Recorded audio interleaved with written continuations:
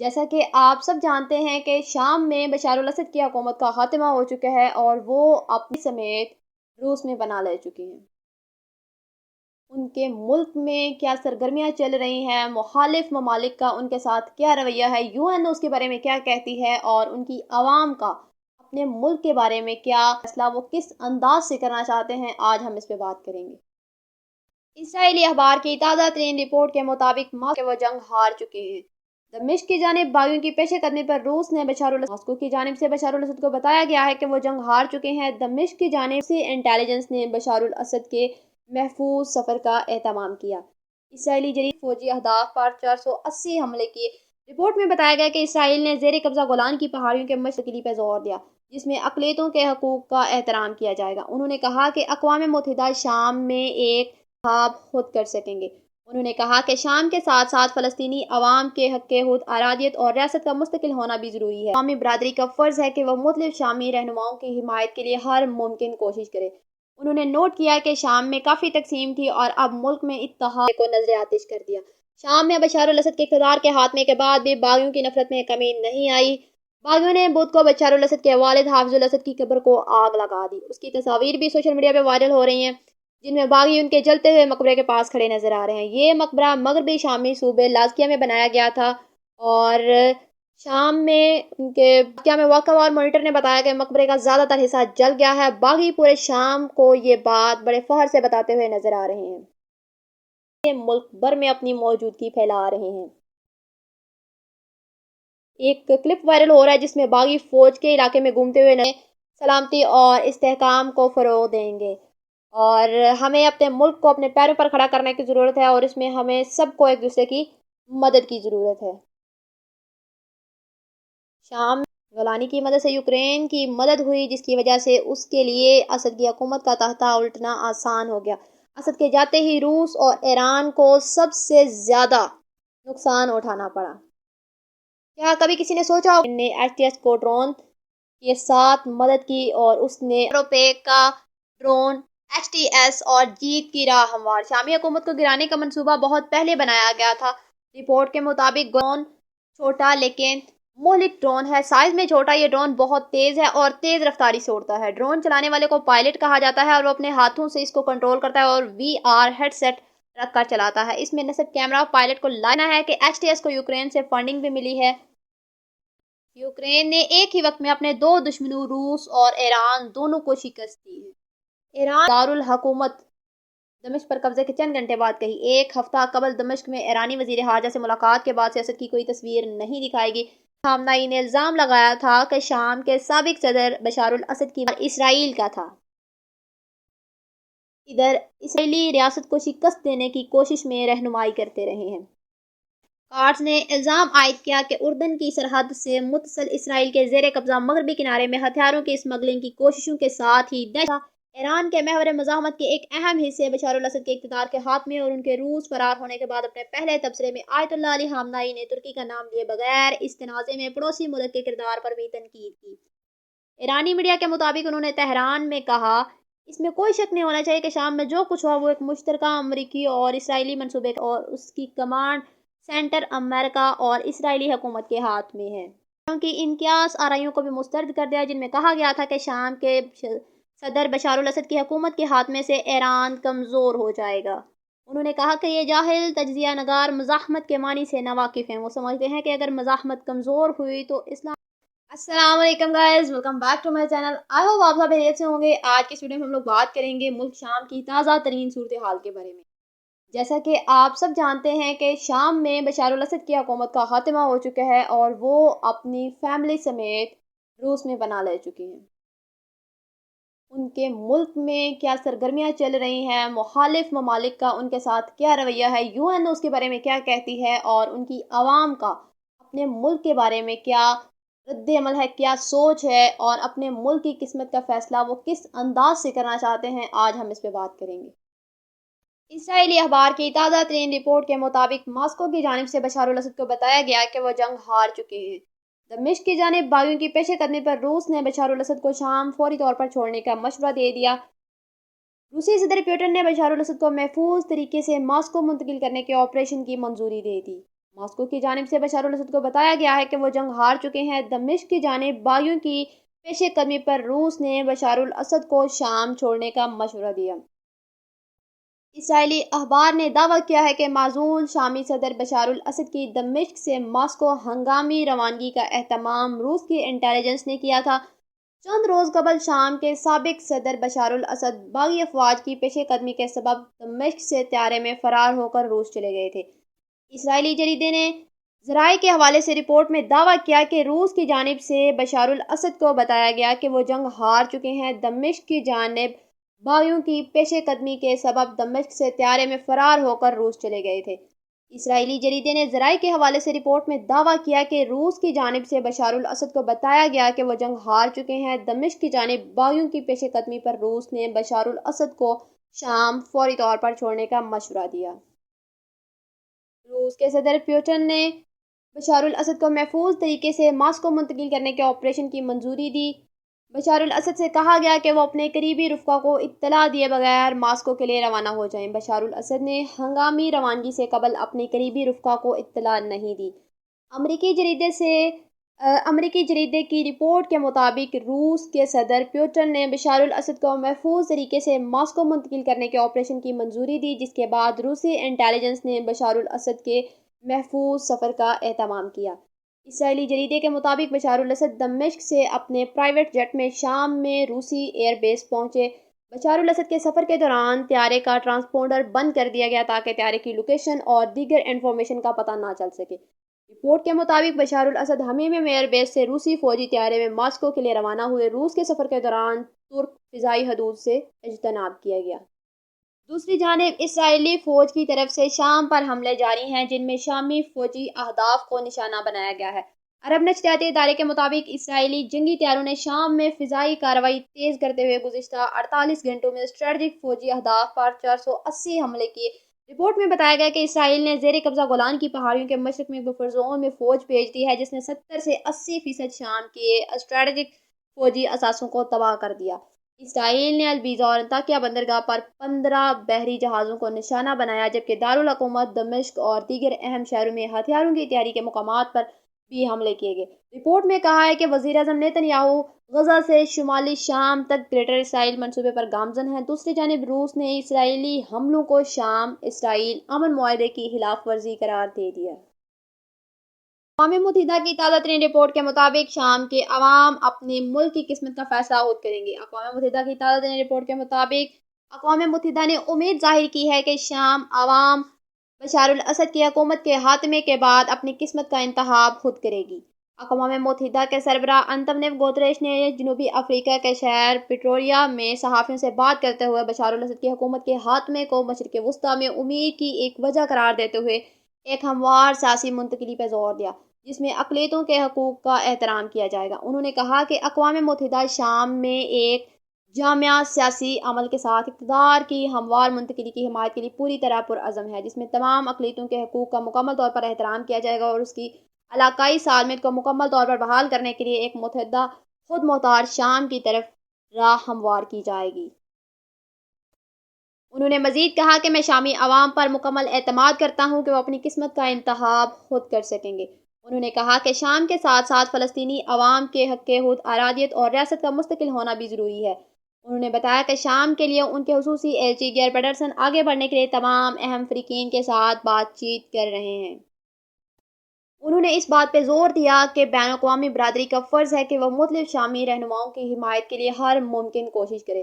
انہوں نے نوٹ کیا کہ شام میں کافی تقسیم تھی اور اب ملک میں اتحاد اور بحالی کا وقت ہے۔ اقوام متحدہ کے سربراہ نے کہا کہ گولان پر اسرائیل کا قبضہ ہے، لیکن افسوس ہے کہ اس قبضے کو بین الاقوامی سطح پر منظور نہیں کیا جاتا، تسلیم نہیں کیا جا رہا۔ انہوں نے کہا کہ قانون کی خلاف ورزیوں کا مسئلہ ہمیشہ کے لیے حل ہونا چاہیے، جو کہ نہیں ہو رہا۔ انہوں نے اس بات کا اعادہ کیا کہ اقوام متحدہ ہمیشہ شامی شہریوں کی مدد کے لیے پرعزم رہا ہے اور رہے گا۔ اس کے ساتھ ہی آپ کو بتاتے چلیں کہ شام میں باغیوں نے بشار الاسد کے والد کے مقبرے کو نذر آتش کر دیا۔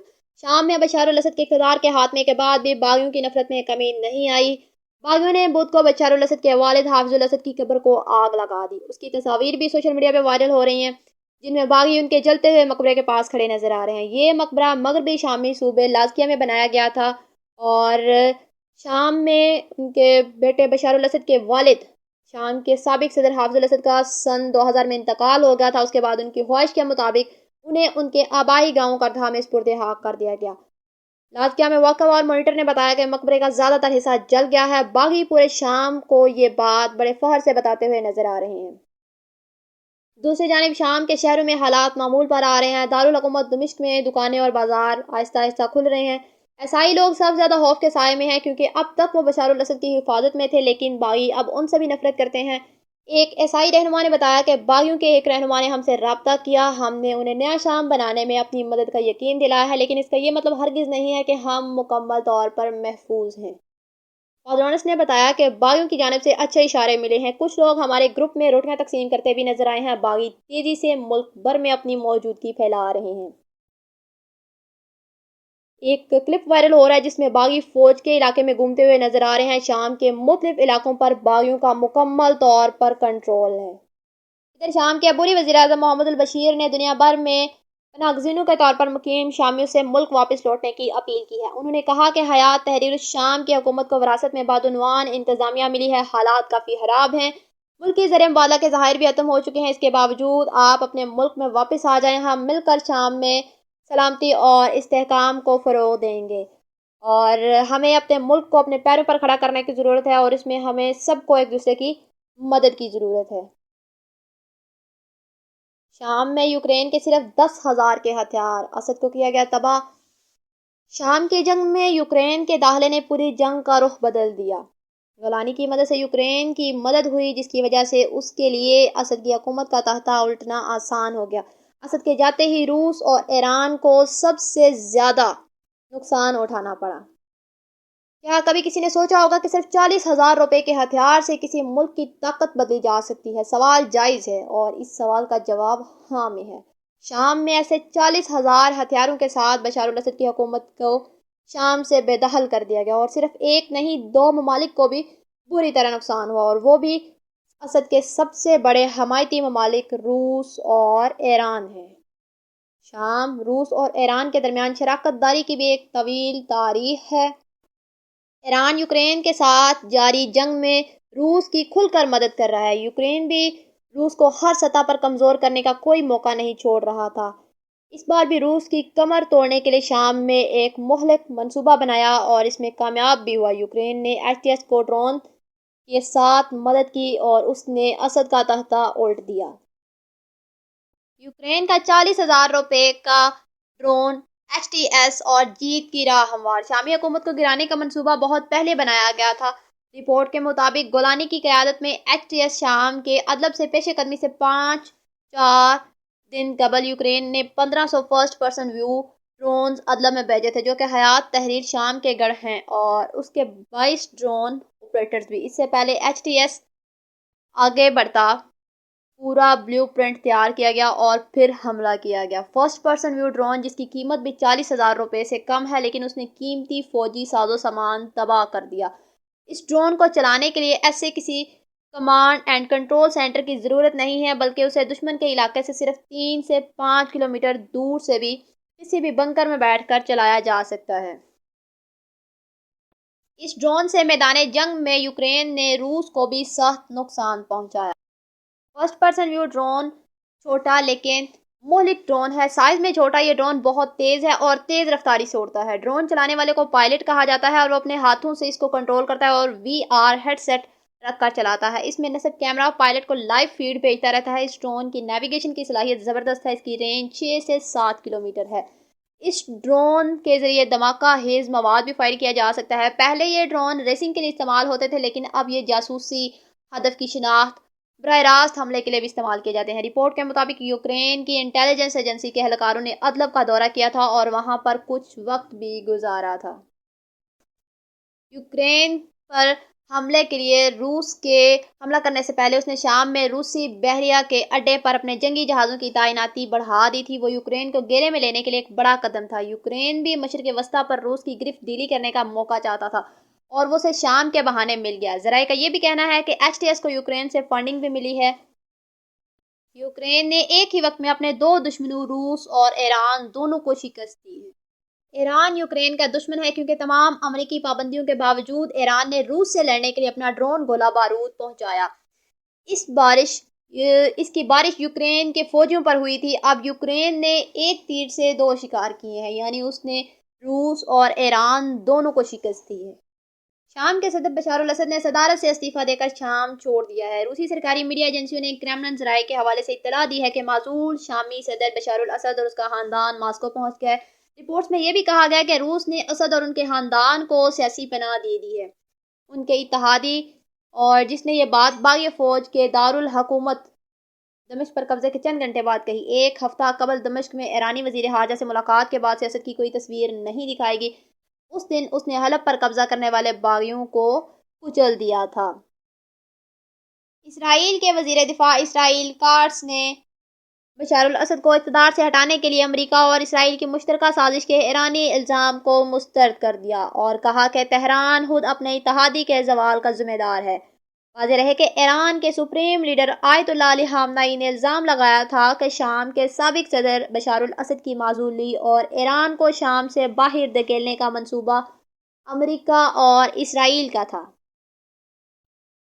इधर इसराइली वजीर दिफा इसराइल काट्स ने शाम में बशार अल असद को इक़्तिदार से हटाने के लिए अमेरिका और इसराइल की मुश्तरका साजिश के ईरानी इल्ज़ाम को मुस्तरद कर दिया और कहा कि तेहरान खुद अपने इत्तेहादी के ज़वाल का जिम्मेदार है। काट्स ने अपने हरीफ ईरान पर इल्ज़ाम लगाया कि वह पड़ोसी मुमलकत में इसराइल के खिलाफ मशरक में महाज कायम करने की कोशिश कर रहा है और उसकी रोकथाम के अज़म का इजहार किया। काट्स के दफ्तर से जारी होने वाले एक बयान के मुताबिक उन्होंने कहा कि खामनेई को उसके लिए खुद को मोर्द इल्ज़ाम ठहराना चाहिए और इन्हें शाम, लबनान और गजा में उन मुसल्लह ग्रोहों की माली मावनत बंद कर देनी चाहिए जिनकी वो इसराइली रियासत को शिकस्त देने की कोशिश में रहनुमाई करते रहे हैं। काट्स ने इल्ज़ाम आयद किया कि उर्दन की सरहद से मुतसल इसराइल के ज़ेर कब्ज़ा मगरबी किनारे में हथियारों की स्मगलिंग की कोशिशों के साथ ही दहशत गर्दी को फंड देने और उसे फ़रोग़ देने के पीछे ईरान का हाथ है। जवाब में ईरानी रहबर आला ने क्या कहा था? ईरान के महवर मज़ाहमत के एक अहम हिस्से बशार अल असद के इक़्तिदार के हाथ में और उनके रूस फरार होने के बाद अपने पहले तबसरे में आयतुल्लाह अली ख़ामनेई ने तुर्की का नाम लिए बगैर इस तनाज़े में पड़ोसी मुल्क के किरदार पर भी तनकीद की। ईरानी मीडिया के मुताबिक उन्होंने तेहरान में कहा, इसमें कोई शक नहीं होना चाहिए कि शाम में जो कुछ हुआ वो एक मुश्तरका अमरीकी और इसराइली मंसूबे का नतीजा है। शाम की एक हमसाया हुकूमत भी इस सिलसिले में वादा किरदार अदा कर रही है, लेकिन असल साजिश का मास्टरमाइंड और उसकी कमांड सेंटर अमेरिका और इसराइली हुकूमत के हाथ में है। उनका मजीद कहना था कि हमारे पास सबूत हैं, ऐसे सबूत के जिनमें शक की कोई गुंजाइश बाकी नहीं रहती। ईरान के रहबर आला के बयानात को सरकारी टीवी पर नशर किया गया जिसमें उन्होंने कहा कि एक पड़ोसी रियासत ने इस मामले में एक वाज़ेह किरदार अदा किया है और वो ऐसा कर रही है, हर कोई उसे देख सकता है। पड़ोसी रियासत से गालिबन उनकी तुर्की मुराद है जो शाम का हमसाया है और अपोजिशन जंगजुओं की मदद भी करता रहा है। आयतुल्लाह ख़ामनेई ने तजियाकारों की इन क़यास आराइयों को भी मुस्तरद कर दिया जिनमें कहा गया था कि शाम के सदर बशार अल असद की हुकूमत के हाथ में से ईरान कमज़ोर हो जाएगा। उन्होंने कहा कि ये जाहिल तजिया नगार मज़ाहमत के मानी से नावाकिफ़ हैं। वो समझते हैं कि अगर मज़ाहमत कमज़ोर हुई तो इस्लामी ईरान भी कमज़ोर हो जाएगा, लेकिन मैं कहता हूँ कि खुदा की मदद और ताकत से इंशाअल्लाह ईरान ताकतवर है और ये और भी ताकतवर होता जाएगा। अपनी तकरीर में ख़ामनेई ने इस बात पर जोर दिया कि ईरान की क़यादत में इत्तेहाद पूरे खित्ते में मजबूत होगा। उनका कहना था कि आप जितना ज़्यादा दबाव डालेंगे मुज़ाहमत उतनी ही ज़्यादा मजबूत होती जाएगी। आप जितना ज़्यादा जराइम करते हैं ये उतना ही ज़्यादा पुरअज़म होता जाता है। आप जितना ज़्यादा इसके खिलाफ लड़ेंगे ये उतना ही ज़्यादा फैलता जाएगा। बागी जंगजुओं ने हाफिजुल असद की कब्र को उनके आबाई शहर में तबाह कर दिया। इस हवाले से बाज़ तस्दीक शुदा वीडियोज़ में कुछ मुसल्लह अफराद को ताकिया के शुमाल मगरब में वाक़या करदहा में जलते हुए एक मकबरे के आस पास चहलकदमी करते हुए देखा जा सकता है। वाज़ेह है कि इस्लाम पसंद ग्रुप हियत तहरीर शाम के ज़ेर क़यादत बागियों ने शाम भर में तेज़ी से हमले किए जिसके नतीजे में असद ख़ानदान को 54 साला हुकूमत का तख्ता उल्टना पड़ा। बशार अल असद बाग का रूस पहुंचे जहां उन्हें उनके ख़ानदान को पनाह दी गई। बशार अल असद और उनके वालिद हाफिजुल असद के मुजस्मे और पोस्टर्स को मुल्क भर से हटा दिया गया ताकि शामी बाशिंदे उनकी हुकूमत के खात्मे का जश्न मना सकें। حافظ الاسد نے سن 1971 سے لے کر 2000 میں اپنی موت تک شام پر بے رحمی سے حکومت کی اور پھر اقتدار اپنے بیٹے بشار الاسد کو سونپ دیا تھا۔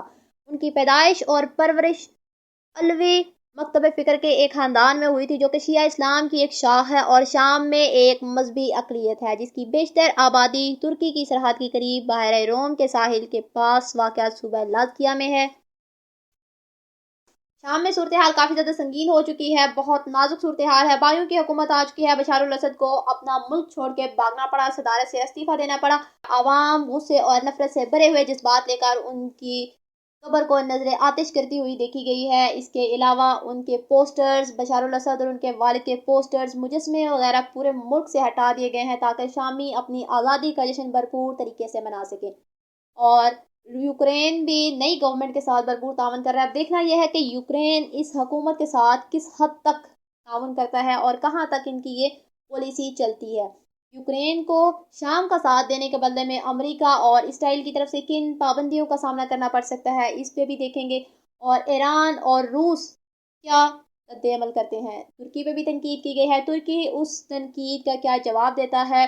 ماحول کافی زیادہ گرم ہو چکا ہے، بہت سے ممالک اس شام کی جنگ میں اتر چکے ہیں، اپنے اپنے مفاد لے کر ہر کوئی بہت زیادہ سینسٹیو ہو رہا ہے، حالات کافی زیادہ پیچیدہ ہو چکے ہیں اور اس صورتحال کے بارے میں آنے والا وقت ہی بتائے گا کہ کیا اس کی جنگ کی کیا سچویشن ہو سکتی ہے۔ شام میں گورنمنٹ کس حد تک سکسیسفل ہوتی ہے، آیا یہ افغانستان کی گورنمنٹ کو فالو کر رہے ہیں یا پھر یہ اپنی علیحدہ نئے رولز پہ حکومت بنائیں گے۔